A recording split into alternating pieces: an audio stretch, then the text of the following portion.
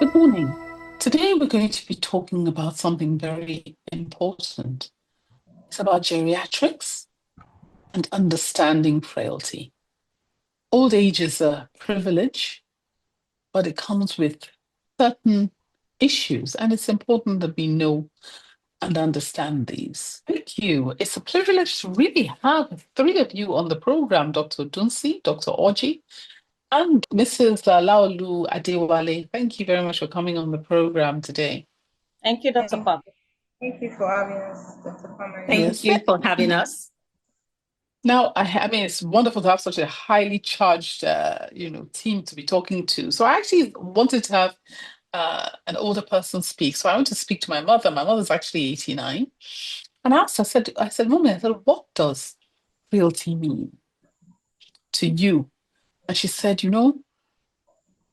getting older, she said, I've had to accept getting weaker and weaker, physically and mentally. And also, she said, well, I can do things, but I just have to rest. I have to rest. And it was quite difficult getting to accept it. But it's important that I accept it and people around me accept it as well and understand it and can support me through it. So for those who are, privileged to have older people with them, privileged to be getting older themselves, I think it's just such an important topic to talk about. So if we can start with you, Dr. Orji. Can you tell us what is geriatrics in Nigeria? Because the definition, varies from country to country. I know in the UK it's over 75. What does geriatrics mean here in Nigeria? And can you just talk in general about frailty and what it means to get older? Thank you, Dr. Pamela. Geriatrics means care of the older persons.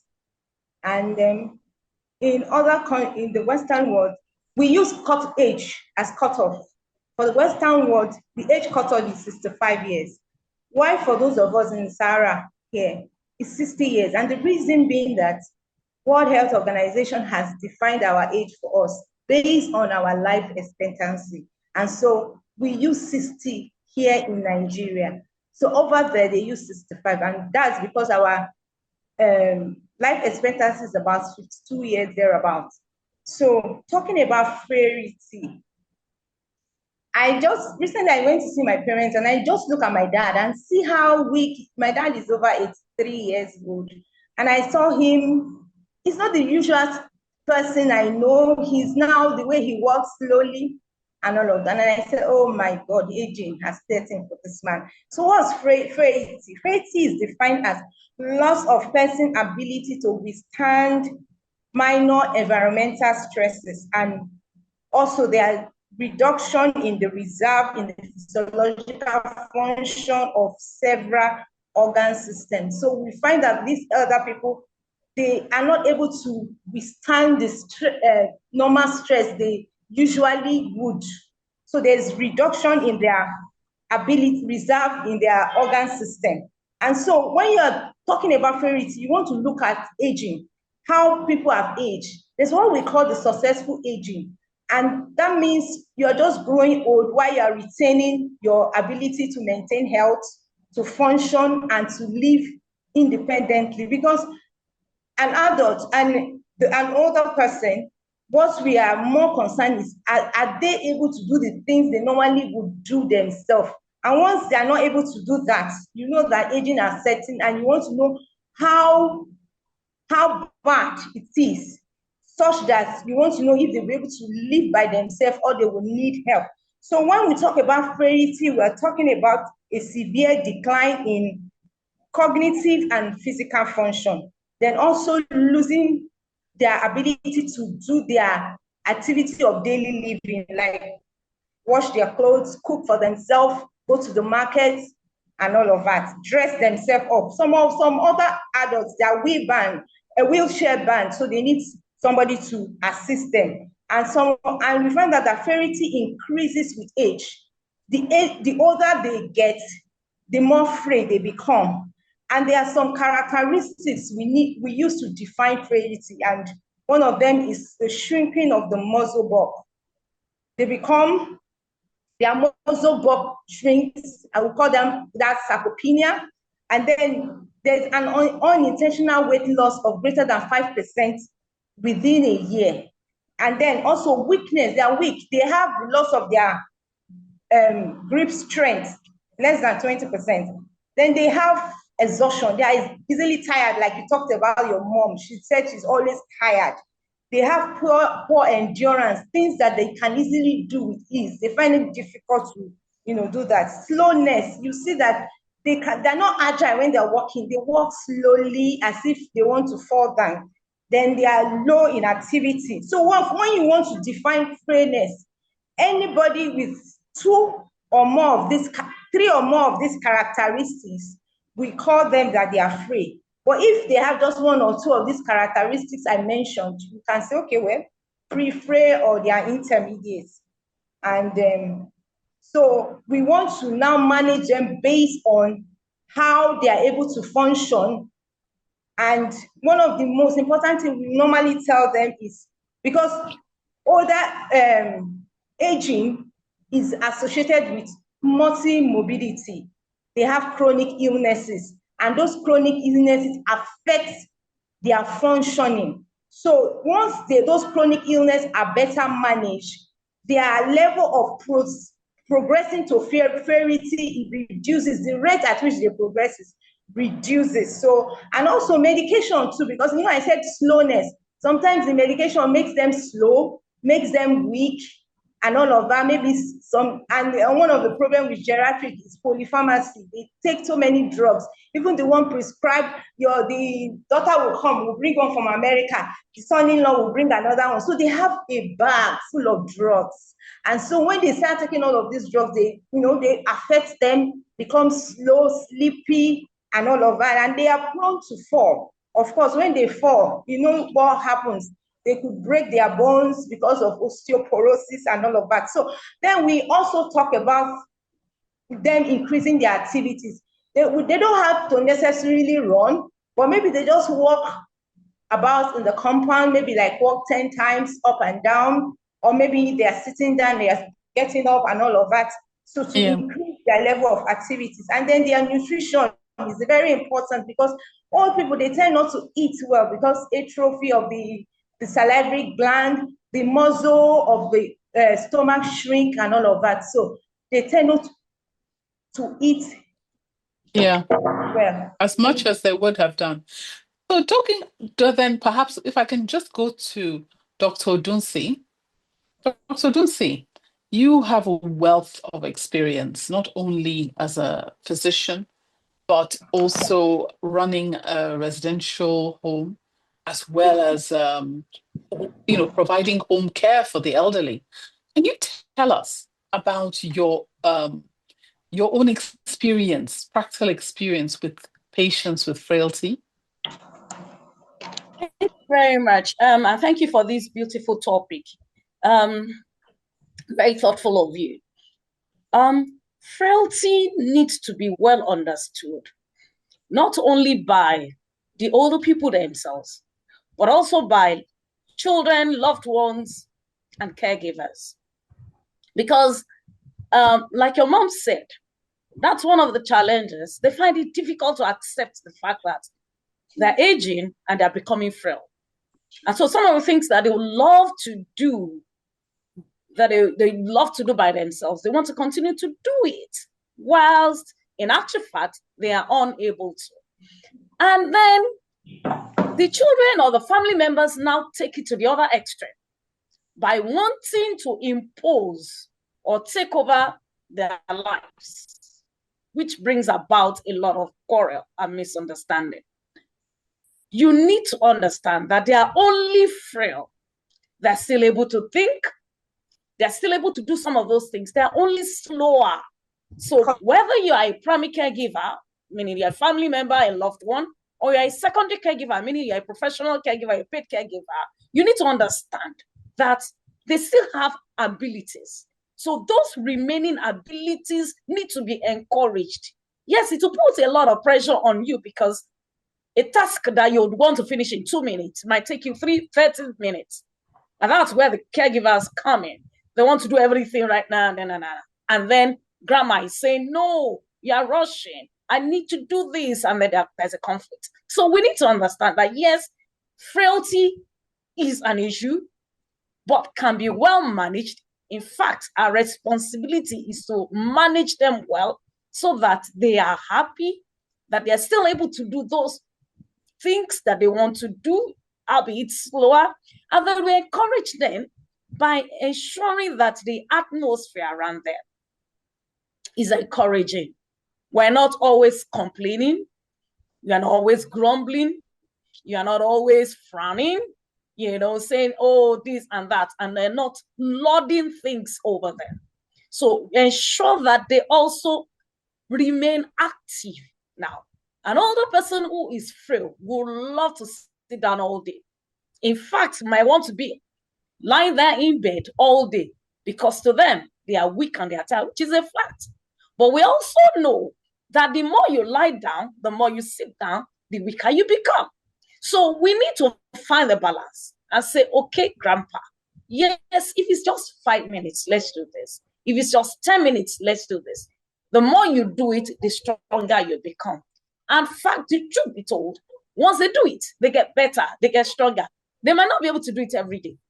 It might be every other day, but we still encourage them as much as their strength can go. We should not allow them just sit down, just lie down, in bed and do nothing, because their body is telling them not to do nothing. But we understand that we know better, that they should. So it takes a lot of patience. It takes a lot of understanding. It takes a lot of courage and love, because sometimes I would say it also takes a lot of love. I think we need to just love them, and really it takes a lot of love to display that patience and understanding, and it's something that we all have to do. Sure, I agree with you. Thank you, ma'am. Thank you very much. Thank you, Dr. Odunsi. I think that was so beautifully said. It is so. I hate to have to say this, but I've seen a lot of older people degenerate faster because of the excessive help, quote unquote, that they get. Instead of allowing them to do the little that they can do, sometimes we smother them. Sometimes they even consider us like bullying them by making sure, oh, so and so will help you to do this. So and so will help you carry your bag. Somebody will help you do this. And then they degenerate much faster than they should have or they could have. And ensuring that they do the little things that they can do really goes a long way. So I really thank you for doing that. One of the things I'd also like to talk about is depression. I don't know if you can talk about that in light of the issues of frailty in terms of your experience, Dr. Odunsi. Okay. I was going to say that now the result of some of these things that we've talked about is that it affects their self-esteem. They become depressed. They become depressed because now they think that you are treating them like invalids. We're treating them like people, useless, vegetables. And then, so to them, it's no use trying. Many times that pushes them into depression. Unfortunately, because loved ones don't even know where it's coming from. They cannot trace it. And so they address it effectively. I mean, I've been called by a couple of families, and they're having problems with grandma, they're having problems with grandpa, And so as I engage, so sometimes I just go and I just talk to them. If I remember one very clearly, and I got in there and I started this conversation with grandma. They'll tell you everything and all that. I could decode everything else that was happening to her. And I just told the daughter, I said, you know what? You're not managing your mother. I said, this, and this. Give her control. In fact, there is what we call reverse control. Let her believe that she's in control, while in actual fact, you are in control. But the fact that you're not allowing her take those are decisions is depressing her. That was a game changer. And that was a game changer.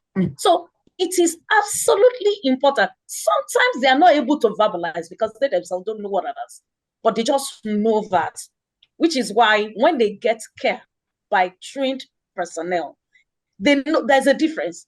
They may not know what the difference is, but those are the intangibles that the professionals who know bring on board, and boom, they light up. Someone who has been downcast, who has been depressed and all that. So it's important that we know that many of those things that we do affects their mental health, push them into depression. For example, you're taking care, you have a father, you think your father just spends anyhow, and then just take away all the money from him. Excuse me, that man is, you're pushing that man into depression, because as far as the man is concerned, you've taken life out of him. And then he locks up. He refuses to go out. He refuses to talk to you. He does this, he does that. And then you're having problems. You don't know why he suddenly has done, but that is the action that brought about that reaction. So a whole lot of things that we do, it's a very complex situation. Yeah. It's very complex, you know, but if we do understand, we have better outcomes. Our parents, our older ones will be happier. We will be happier because the stress every now and then, calling you, reporting and this thing and all that, because they're happy. You're happy. The less stress and all that. Everyone is happy. Depression, depression, frailty, everything is linked all together. If I can now take on Mrs. Laolu-Adewale, you run a wellness center for older people. And so we want to hear from you, because a lot of us are getting older. How do we prevent ourselves from getting frail? Are there things we can do? What are the things you advise? Thank you very much for the question, and thanks for putting this together. It's such a great platform and such a good time to be discussing this. So talking about geriatric syndromes, frailty, I would say, is the umbrella that covers every other kind of symptom as described as geriatric symptoms. And prevention of frailty, the part of geriatrics where I work is actually about prevention and encouraging people to live life to the full. So that's where wellness comes into play. And what are the things to do? They are actually the most simplistic of things, just picking from where Dr. Odunsi stopped. I always say, and that engagement, activity. Just ensuring that an individual, an elderly person, is constantly engaged, constantly gets to work on activities, is empowering for them. And this goes a long way in ensuring that they're mentally doing well, physically doing very well, psychologically, it just touches on all these aspects of well-being. At our wellness centers, what do? We just expose them to activities that they did when they were children. You know, it's like Dr. Odunsi said, it's a reverse. Old age is childhood redefined, if you ask me. So they go back to these simple things, crafts, low impact exercises. Then there's the big power of community. Just being there with a fellow senior citizen, engaging, sharing your situations, experiences is so empowering, and it makes them thrive. Seeing someone who appears to be doing worse than you, but who has a vest for life, is a way to encourage you to actually fight for your own life and live better.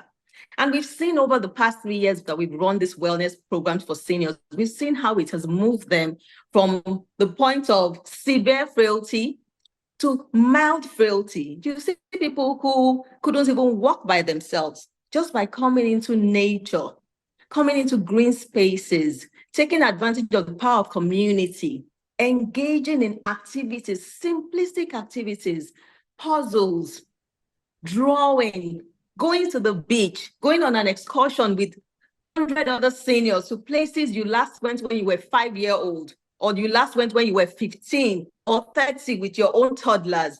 It just takes them down memory lane. It gives them a new zest for life, and it empowers them to want to do better. So we have found that these are simplistic solutions that not only attend to frailty, but improves the quality of life and total well-being of senior citizens. Thank you. That is so great. I really, sincerely appreciate that. I really, really, really do. I think that if you can, do all of that, it'll really go a long way. And what I liked about what you said was it's not just about preventing frailty, but you can actually bring them back. If they're very frail, you can actually improve their situation. And I think it gives a lot of encouragement to some people who are listening, who are caring for their parents and all that, and thinking to myself, how do I manage, they want to do X, Y, and Z. Do I allow them to do it? But I think now is those thoughts are coming through, and people are thinking, maybe perhaps I should be doing more with them and taking them. I will say that, for example, for myself, I always take my mother on trips. And in the past, I always tell her, Mom, you have to walk 5,000 steps a day. Of course, I don't mean it every day. But if you walk 5,000 steps once a week, twice a week, then you're fit enough to travel with me. And for a long time, Absolutely. she's been able to do that. Now she can't do 5,000. Now she's doing 3,000. But she's 89. But she's a very fit 89. So it's just one of those things that, how do you motivate them? How do you incentivize them to, and this is what you're talking about, doing things, getting them to places where they would like to go to, and doing things with them is a wonderful, wonderful thing. Dr. Orji, Dr. Odunsi, perhaps, I don't know, would you like to weigh in here? Like Dr. Odunsi was saying something about, letting the older adults to be in control, or to feel that they are in control, because most of the times they've been in control of their lives, their money, their everything, and then all of a sudden this child that I used to call my baby is not the one in charge. So sometimes you let them do what they want to do, and sometimes we take them from their environment and take them to a strange place, and everybody around them go to work. They are alone at home, nobody to talk to.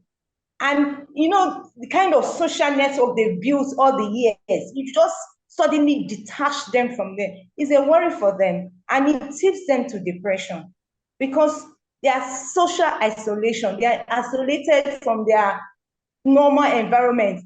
Some of them, they've lost spouses. They are used to eating with somebody, and suddenly they find themselves eating alone. Those are some of the worries. But because we're so busy as children in our own daily activities, we don't look at these little things, but they affect these older persons. So sometimes we need to, that's most time in the clinic, I spend hours talking to just one older person, because they want to be heard. They want someone to listen to them. And so when they know that you are there to listen to them, when they come to clinic and you put their card in someone else's table, they say, no, I want to see that doctor. There's no magic the doctor is doing, just that the doctor has the time to listen to them and to let them talk and let them ventilate. It is so important. Now, unfortunately, time has gone. We're going to have to take more subjects on these issues with gerontology later on. If you can all just give me one last line, one sentence, last words for our listeners. One sentence, Dr. Orji. Okay. Geriatric care is not about the length of years, but adding life to them, because they want to be heard, they want to be cared for, they want to know that the people that are around them doesn't want to take control of their life, but they just want to be happy and be with the people they love, not isolated and make them feel that they are babies. Thank you. Dr. Mrs. Adewale? All right, I would just like to leave a closing charge with everyone listening that the old age phase of life is a blessing, because not everybody gets there. And it can actually be lived more boisterously, more meaningfully, and more impactful by just engaging, making sure that the seniors around us, the elderly ones around us, we get them engaged in activities. We don't want couch potatoes, but we want seniors who are thriving, who are engaging. Let them go out, let them play, let them dance, let them sing, let them engage in those childlike things that some of us would think they are. but those things hold the power to give them wholesomeness in old age. And I'll just encourage everyone to make sure of that. Thank you. Dr. Odunsi, thank you.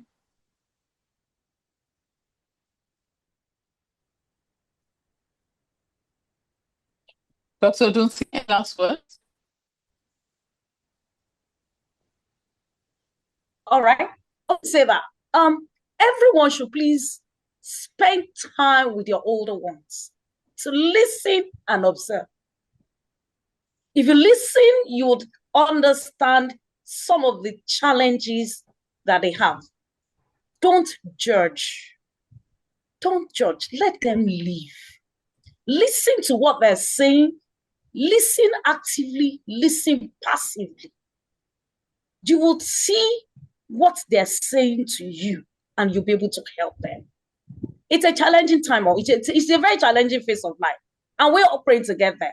Everybody wants to get old, and then we don't treat them well, So if you want to get old and you want to be treated well, please let's treat these people well. They deserve all of that. Thank you. Thank you very much. Thank you for watching.